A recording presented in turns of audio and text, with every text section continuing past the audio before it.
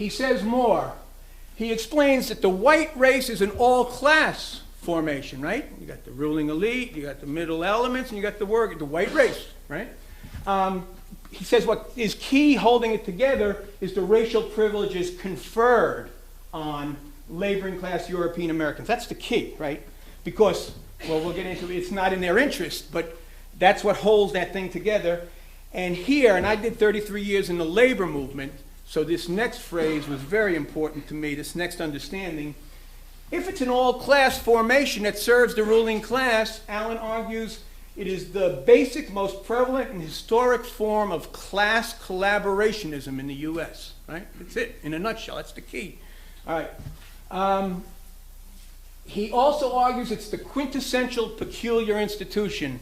For those familiar with a lot of U.S. history, you know in the period of slavery, particularly the slaveholding elite would, with their code words, talk about our peculiar institution with all the arrogance, that comes from that. And just like they didn't want to name it in the Constitution, right? Our peculiar institution, and then they give a wink, right? Well, Allen stands all that on his head, and he says in the United States, the truly peculiar institution is this white race, right? And only by understanding what is peculiar about the peculiar institution can one know what is exceptional about American exceptionalism. Now, this phrase, American exceptionalism, people familiar with left history, there's a whole history of discussion in communist, socialist literature about, quote, American exceptionalism.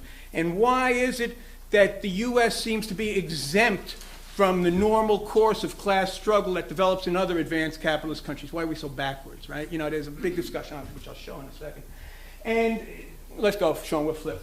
So that's some of the background on just overview of Allen and the White Race. Now, here's when he starts out to write the book. He starts out to write the book in the 1960s. He's already been active for 40 years, right? Not 40 years. He's in his 40s, but been active for many years in his adult life. History of my book. He starts out, he has a fascination with history. He's got an identification with the ordinary people. He lived his last 50 years, Brooklyn Avenue and Dean Street in Brooklyn. He's a regular person, just like Harrison, 231 West 134th Street, the most densely populated block in Harlem. These are working class intellectuals of the people, right?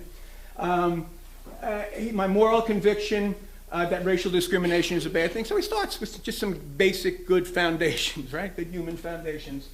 He's influenced by the changed ambiance of the American civil rights struggle, which I said how it influenced, I commented earlier from Harrison, how it influenced so much and so many people in so many ways. And Allen was certainly one.